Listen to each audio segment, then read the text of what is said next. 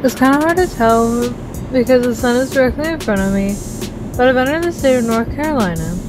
I'm heading northbound on Interstate 85. My first stop is the Welcome Center. It's a thing I tend to do, check out the Welcome Center after entering a state. So let's see what's here. It looks like I'm here a little early. It's about 7:30 in the morning, and I think everything opens at 8 or 9 a.m. Here's a helpful marker letting me know what great places and things there are in North Carolina. This says the highest mountain east of the Mississippi is Mount Mitchell. The most popular national parklands are the Great Smoky Mountains and the Blue Ridge Parkway, and the Biltmore House is the largest home in America. I have a very long drive ahead of me, so I'll just do the intro in front of this Welcome to North Carolina sign, and then I'll continue my journey east from here. Hey guys, welcome everyone! I've returned to the state of North Carolina. I'm going to see a whole lot of roadside attractions on this trip. So let's get to it. Let's go!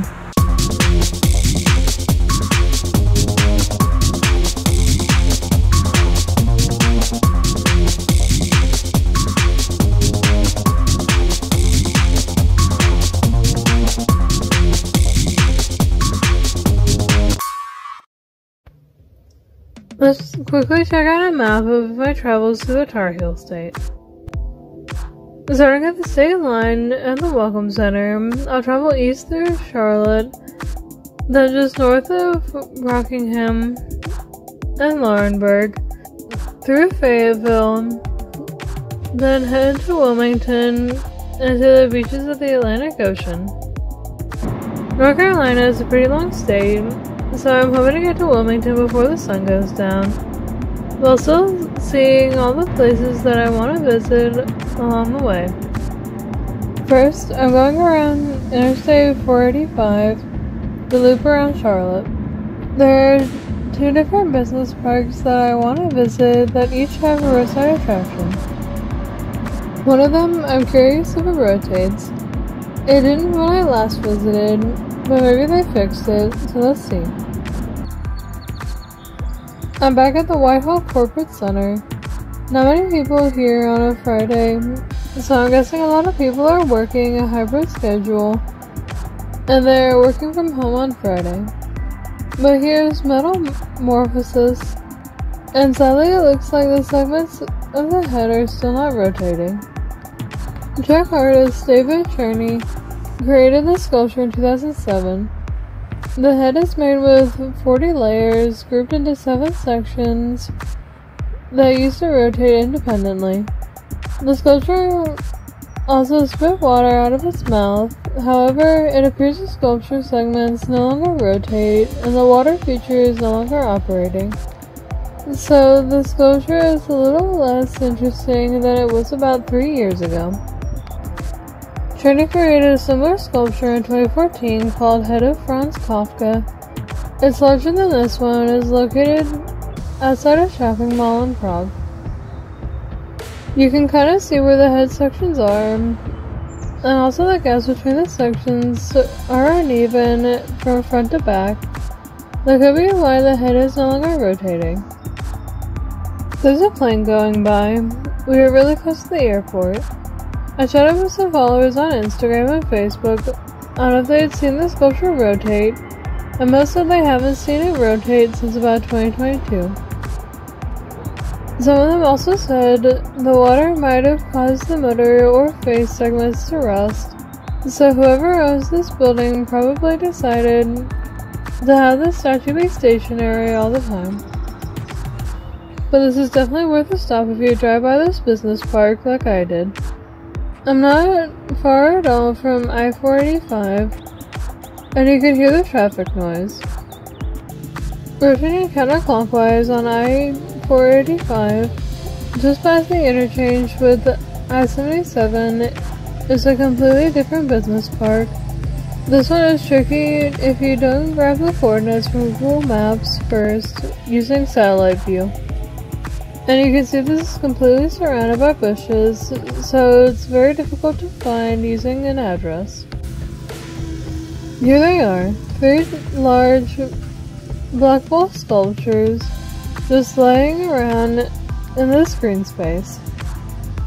These balls are resting at the Valentine Corporate Park. This whole area was originally farmland, but with the growth of Charlotte, this area became a wealthy suburb. And that's the meaning of these bowl sculptures, the link between the farming community of the past and the southern center of the financial industry that Charlotte is today. These bowls were sculpted by Peter Wojtek.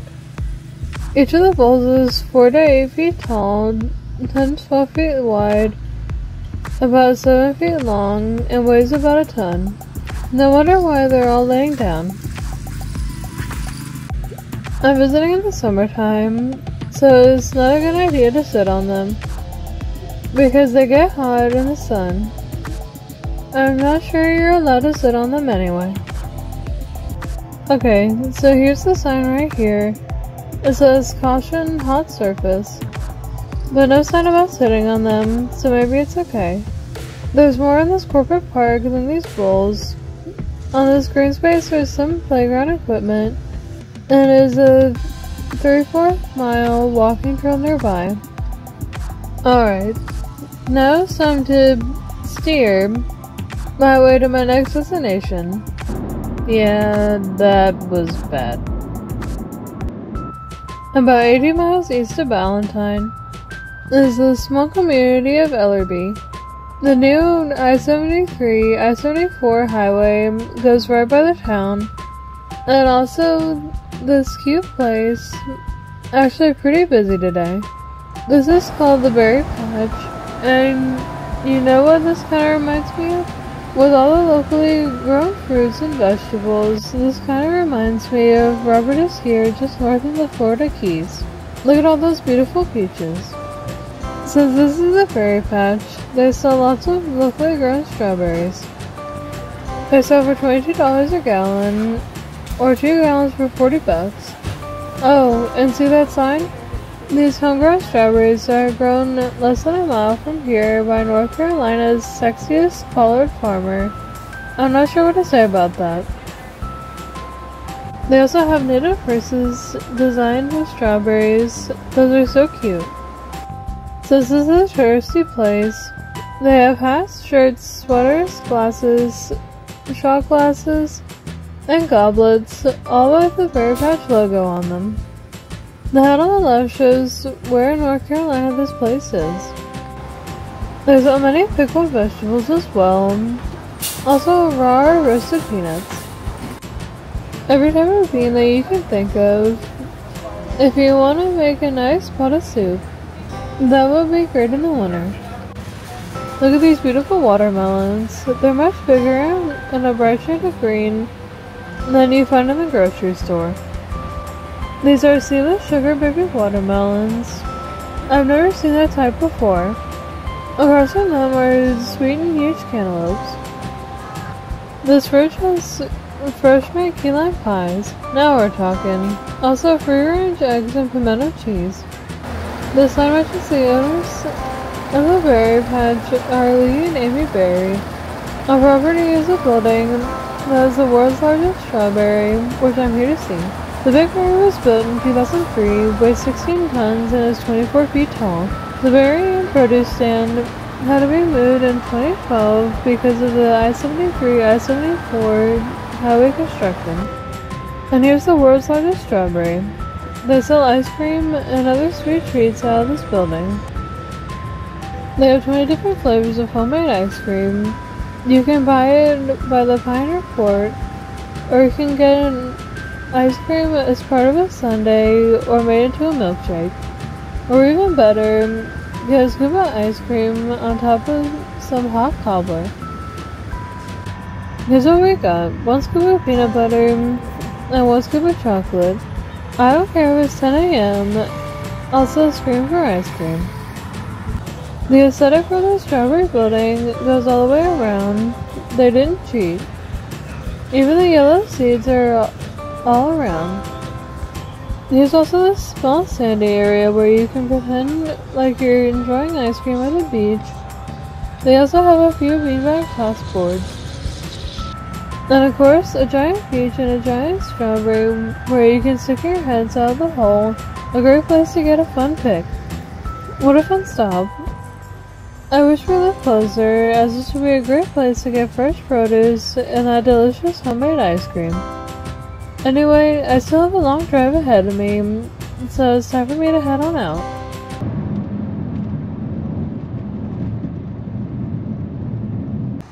I've never reached the city of Hamlet.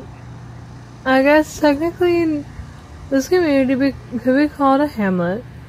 The population is about 6,000 people, and is the home of the Raiders.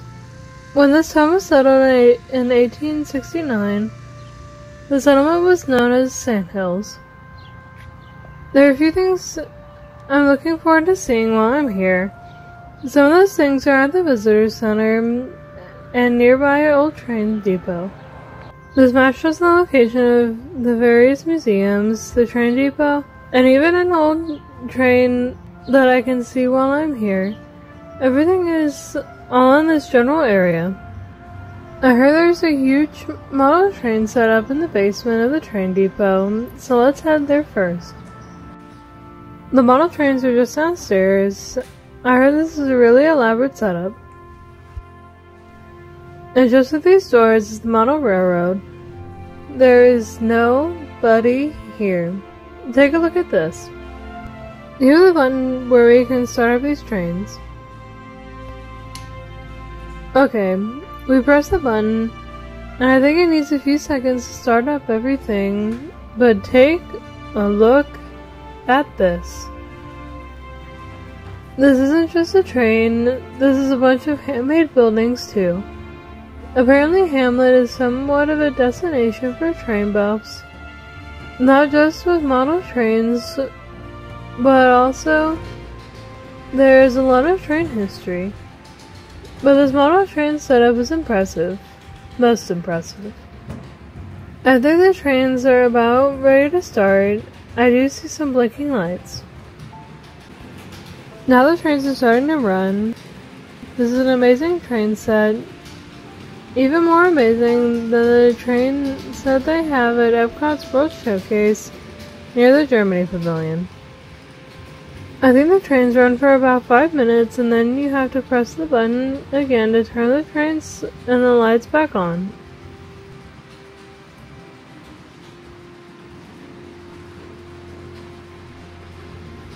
It looks like the little trains are from different eras also, or maybe some trains haul materials and others transport people. Take a look at this. This is called a railroad turntable, and it rotates the train car.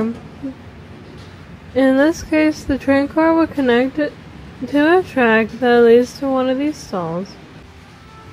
I wonder how long it took to build this incredible train set, and all of the roads, buildings, and placing all the fake landscaping. It's all kept behind these glass panels, so people can't steal or vandalize anything. But it looks like the glass panels can unlock and slide in case someone needs to fix something. Maybe a train derailed or the trains don't move. Oh, I forgot the best news. Seeing the model railroad, the museums upstairs and in the adjacent building, and the train car across the street were all free. They will take donations though. I can't get over all the attention to detail that went into creating this. Look at all these train cars over here. I don't think these move, but there sure are a lot of them. If you love train sets, you have to visit Hamlet. There's a building that says Hamlet Ice Company. Alright, now I'm gonna head upstairs and check out one of the museums. This marker says the Hamlet Depot was dedicated in honor of local politician G.R. Kinley, who is the vice chairman of the North Carolina Board of Transportation. Apparently he helped to get the Interstate 73 and Interstate 74 corridor created. Let's check out this small museum. There are numerous exhibits and markers that talk about the formation of the city of Hamlet and the importance of the railroad industry. Now I see why that man routed the new interstate near here. What's this? A train order hoop? This marker describes the construction of the model railroad, which started in 2004 and took 10 months to complete. This also says the railroad track was custom made, though it's really impressive. Most impressive. The sections of the model railroad and miniature city of Hamlet were constructed in Winston-Salem and lowered into the basement and reassembled into the full miniature town we just saw. The town was fully operational on October 16, 2005. Alfred Vail and Samuel Morse created a rhythmic language called Morse code. Each letter and number is converted into a series of short and long taps. Lots of tools in this room that one would use to maintain the railroad tracks, like large pickaxes, wrenches, welding materials, and clamps. Also here are items typically used by the station master. Some important years in the railroad history of Hamlet on this marker, including a major train wreck in 1911 and Buffalo Bill visiting Hamlet in 1916. Over here, a desk with an old phone and a typewriter. These appear to be railroad passes, little tickets that someone would buy so they could ride the train. There's also a pocket watch, switch key, and passenger car keys used by a conductor. Now let's head across the street to look at this train engine and caboose. I think you can go inside both of them. Yeah, it looks like the gate is unlocked, so I should be able to walk through the caboose and the engine car.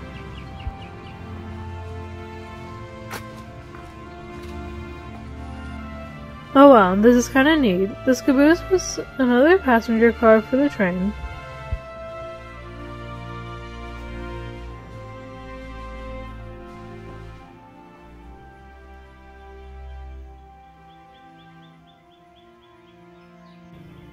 The sign says it would also provide shelter for the crew. It was office space for the conductor, and on long trips it was temporary living quarters. The upstairs was used as a perch for the train crew to inspect the train while it was in use to make sure loads did not shift too much and the wheels did not get too hot.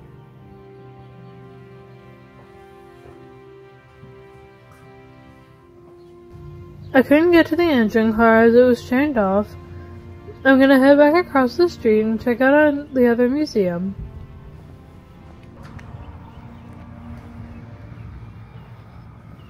Over there is a train crossing where two train lines cross each other at 90-degree angles. That's another reason train fans come here, to see a working example of a grade crossing.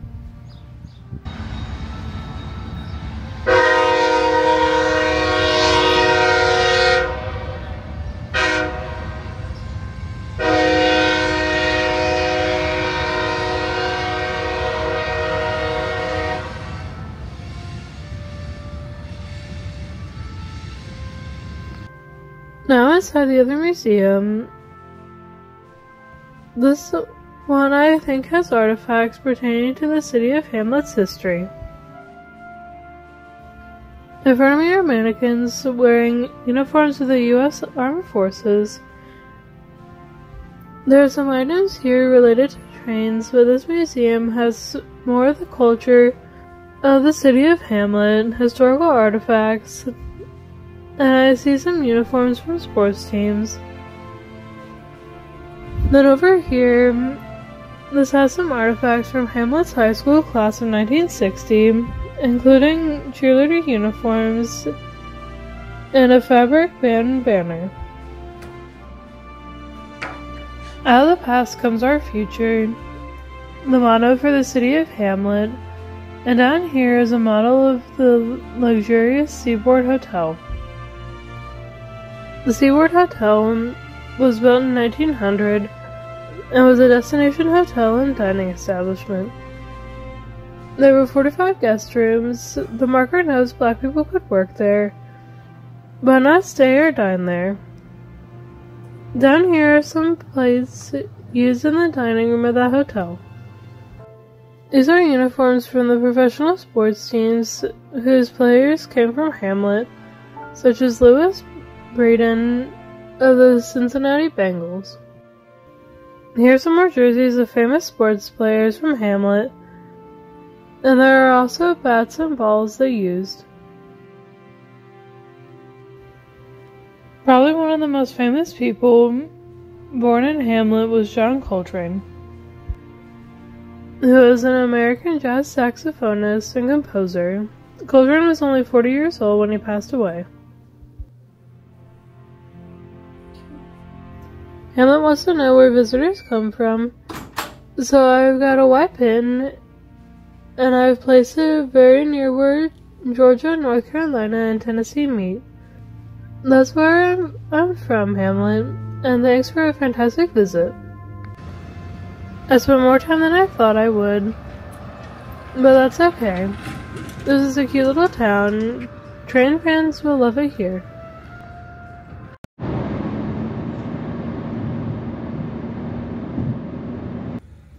I'm now in Laurinburg, and I have to thank a local for helping me find this one.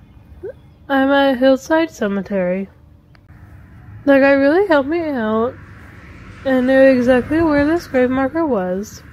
Back in 1911, carnival worker Concetto Farmica was killed in a fight.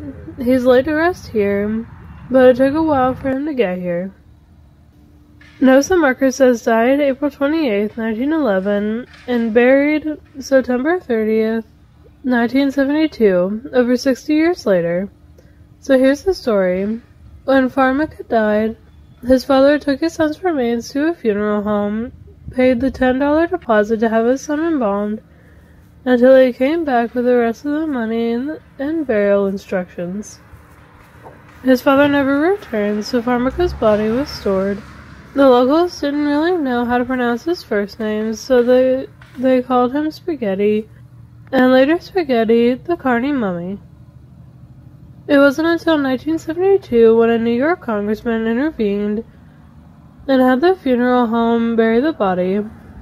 Because the legend of Spaghetti had become popular, he's buried under 2 feet of concrete so his body wouldn't be stolen. The grave marker is not far from those railroad tracks at Hillside Cemetery. This is an incredibly bizarre story of how someone's remains were just stored in a box for 6 decades. Spaghetti the Carny mummy. Wow. Just wow. Anyway, taking some back roads to my next stop. Now in Fayetteville, at the Bordeaux Shopping Center, is this white miniature version of the Eiffel Tower. This version is 80 feet tall, so about 1/12 of the size of the actual Eiffel Tower in Paris. This was installed in 1971 because the owner of the shopping center wanted something French to go with the French-sounding name of the shopping center. It's across from this big hospital. And by the way, the security guard has been watching me the whole time to make sure I don't misbehave. For real, I'm just getting pictures and video. I don't want to climb the damn tower. Alright, I'm done here. Let's go to my next stop. Still in Fayetteville, at the corner of Gillespie Street and Transportation Drive, is a marker where some baseball history was made.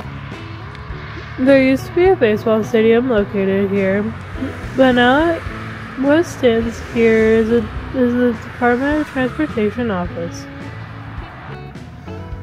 This marker says that in the stadium that once stood here, on March 7, 1914, Babe Ruth hit his very first professional home run. Here's how I got the nickname Babe.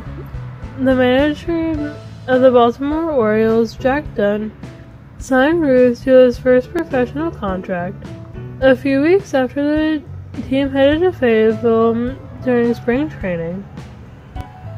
It turns out Jack Dunn had legally adopted Ruth so he could stay with the Orioles.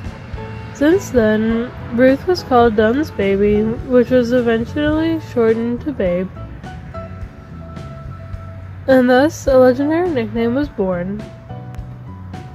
That's a pretty interesting story. I bet not a lot of people know where the name Babe came from. But if you're a big baseball fan, this might be a spot for you to visit where baseball history was made.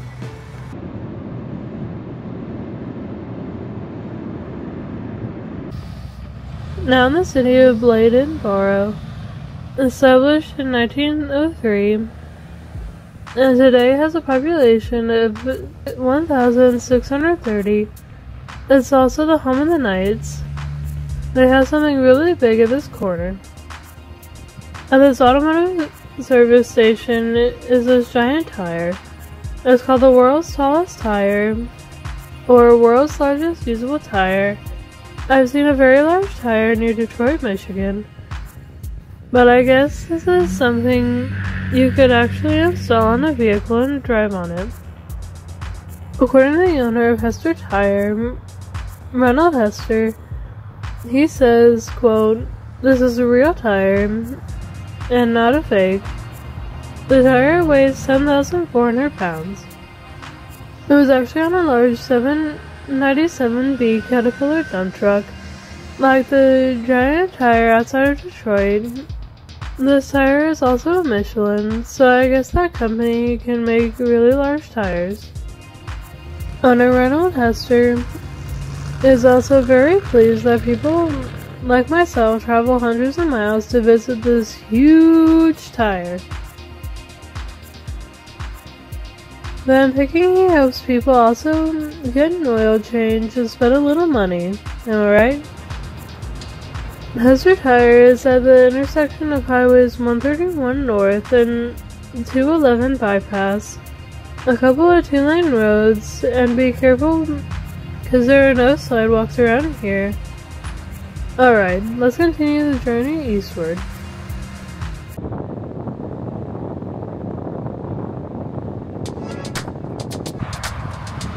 Near the town of Bolton, which is not far from Wilmington, is Grahamland Attractions. It's right on busy US 74, but would you take a look at this? So much roadside attraction goodness. Grahamland goes way beyond a simple sculpture garden. There is just so much here to take in, and the property goes way back into the woods. I wish I didn't get here so late in the day, so I can take my time looking through this place. Beyond the lake is a fiberglass woman holding what looks like a beach ball. Next to me are a couple of fiberglass giraffes looking like they're snacking on some grass. On the left, a series of lighthouses reminds me of Cape Hatteras. A couple of lions and a couple of vehicles with flamingos on them. I guess they drive people around the property with these.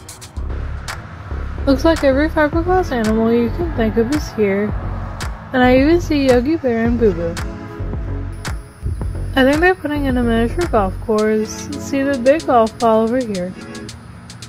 At least I think it'll be a mini golf course. And the holes will be where the sculpture heads are. Maybe it's a pathway. I'm not really sure. Here's Snow White and the, 5 dwarfs? Looks like 2 got away. A bunch of dolphins and whales positioned just off the lake, and here's a giant seahorse over here who's looking at the lake. Here's another look at the mini golf course they're building. I definitely think this is a mini golf course and not some weird pathway. This one has some of the artificial turf put in.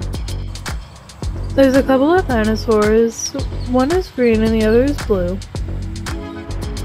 As I pan to the left, there's a flamboyance of flamingos and a rocket surrounded by soldiers. And over here, some Smurfs. No Smurfette or Papa Smurf though. A series of bulldog sculptures. This will be very close to UGA. Also a couple of Dalmatians. This is cute. A mama pig with her litter of baby piglets.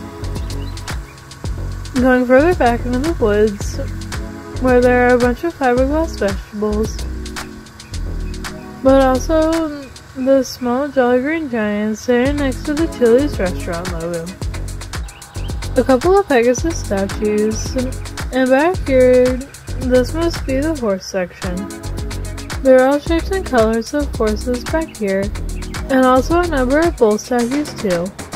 I guess this is the invoke wild horses and bulls in the wild. Also, some horses are shiny and glossy like this one, and some are not.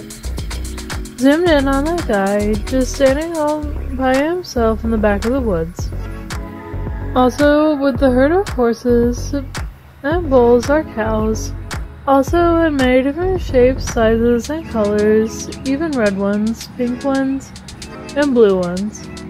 The owner of this property is Hubert Graham, who has been creating and restoring these fiberglass statues. Graham had a side hustle in the 90s making wooden lighthouses, and then moved on to making fiberglass statues using molds. Many of the sculptures on display can be rented or purchased. This cute little bird is running across the mini golf course. A white lion. Wait, I never had a chance to love you. The iconic Coca-Cola polar bears in the center of the lake. Such an amazing collection here. I've been here for about an hour and still haven't seen everything. I want to make sure I capture everything.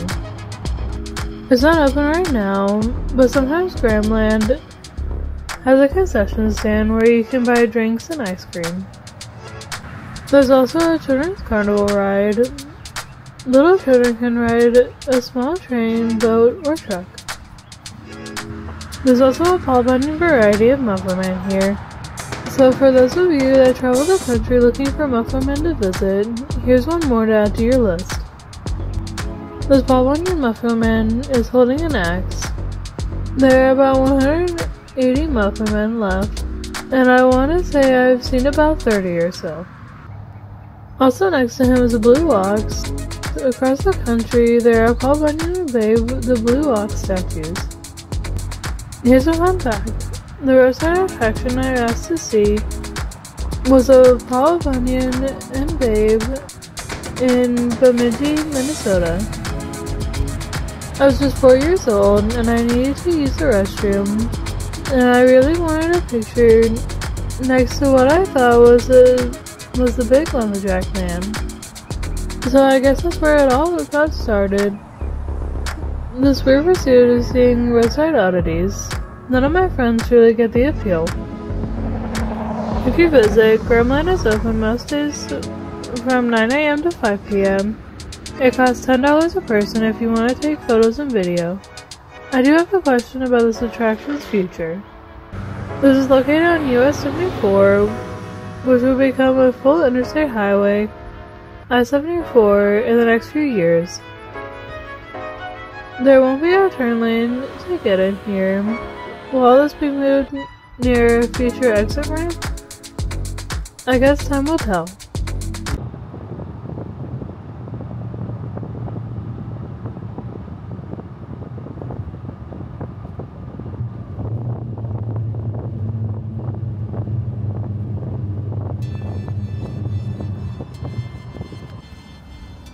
Stopping real quick at Carolina Beach State Park, from what I understand, there are Venus flytraps that live within a 75-mile radius of Wilmington, and I also read there is a high concentration of that plant in this park. The state park is free, or at least I didn't see anything that has to place some money in a payment box. Anyway, this display shows what a Venus flytrap looks like, so I'm hoping to get some nice pictures. I've never seen a Venus flytrap in real life. I see a number of the small cactus bushes, and just a lot of grass in general. I'm trying to look really closely in case the Venus flytraps are really small, but I don't see anything here, so I guess I'll keep walking along this path. The path isn't very long, it's only about a half a mile loop, so let's keep walking to see what I find. The brush is a little thicker in this area, but I still don't see anything. Now I'm walking on a wooden path, and there are signs saying not to leave the path.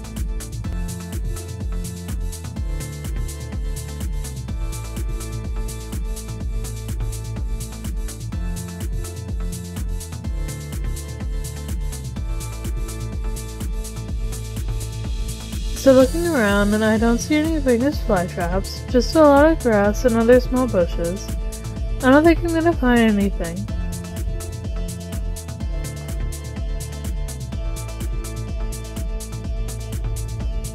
Do you see any Venus flytraps? I don't think they're very big, so I'm trying to look closely just off this path, but it looks like grass or small bushes. I reached the end of the walking trail, back to where I started, at the parking area. I walked around twice to make sure I didn't miss anything. I also spoke with a family walking through here, and they didn't see anything either, so I guess this was a big fat fail. I'm still on Kure Beach, and I'm stopping at this Federal Point Methodist Church cemetery. It's okay to walk past the yellow gate, but they are preventing vehicles from driving in. There's somewhat of North Carolina historical significance buried here. The cemetery is not far down that road. I think it's about 1/10 of a mile, maybe a 1/4 of a mile tops to get to the cemetery. I keep thinking if it's really okay to go inside here because there's no one here. Well, anyway, since I'm almost at the cemetery, I might as well see the grave marker that I'm here for. Okay, so this is the main cemetery surrounded by this gate, but the actual grave marker is just outside the gated area. And this area is surrounded by a wooden fence is the Newton graveyard and home site. The home was here from 1790 to 1866, and was part of one of the earliest settlements. There's a pathway along the side here, so if you want to visit, take note.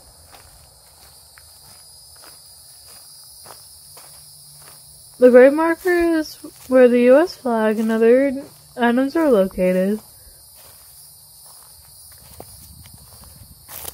This is the final resting place of Robert E. Harrell, better known as the Fort Fisher Hermit.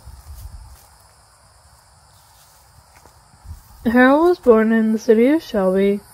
He grew up in an abusive household and spent much time in the nearby woods.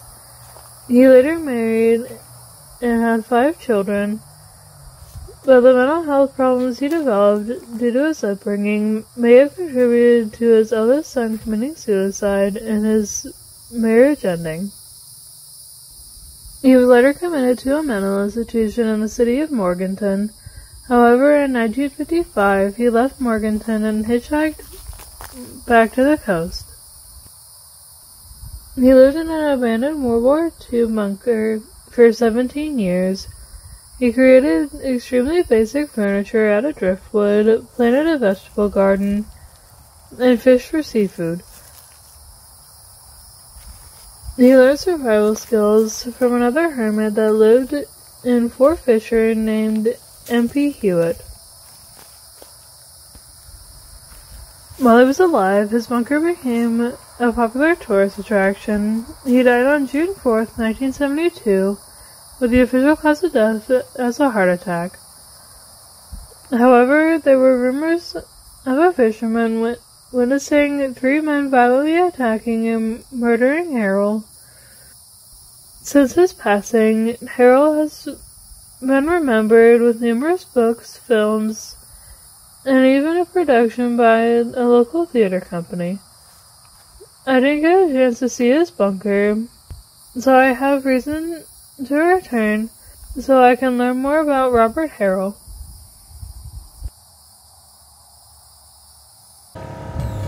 Now I'm at the furthest southeast I'm going to go. I'm near Kure, North Carolina, at Fort Fisher State Recreation Area, and I'm going to the beach. I'm not going for a swim, but I did want to see the Atlantic Ocean, so I'm here. What I like about this beach is there's a grassy buffer between the development and the ocean to mitigate erosion.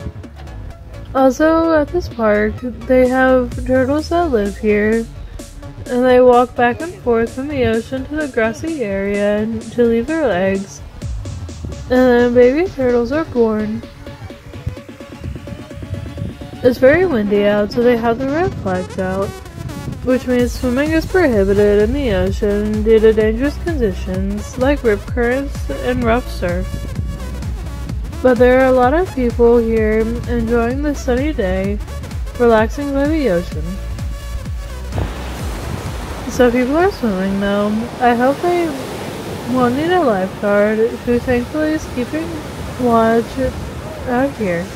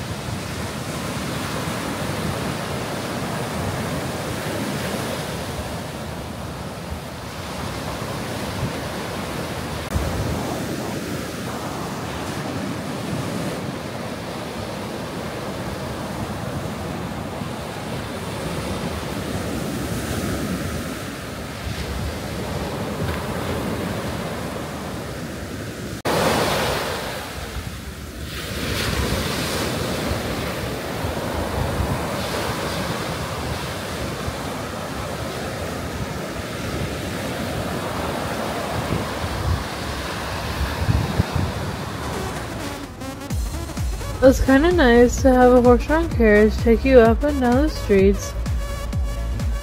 My final stop of the day takes me to the Riverwalk in downtown Wilmington. There are a couple of things I wanted to see real quick before the sun goes down. I didn't get to see the actual Venus Flytraps at that park. I'll have to settle for the sculpture. The sculpture is called Southern Hospitality and reaches 180 feet tall. The individual mouths of the Flytraps are 40 inches wide. The sculpture was created by Paul Hill. It originally was installed in front of the post office, but it was moved here in 2011. Probably to add some public art to downtown, which was lacking. It still kinda is. There's no other artsy sculptures around here. People are starting to gather around for the sunset. I also saw a number of people dressed up really nice. Just up the river, there's the bridge that I crossed earlier. That's the Cape Fear Memorial Bridge, which is a vertical lift bridge built in 1969. It was just announced that a grant had been approved to replace this bridge. The issue is it costs $500,000 a year just to maintain this bridge. That surprised me. I had no idea it cost so much to maintain bridges. It's getting close to sunset, so I think I'm gonna end the video right here. I still have about an hour or so drive north to my hotel, and another long day tomorrow. You'll see that next time. Thanks for watching, bye!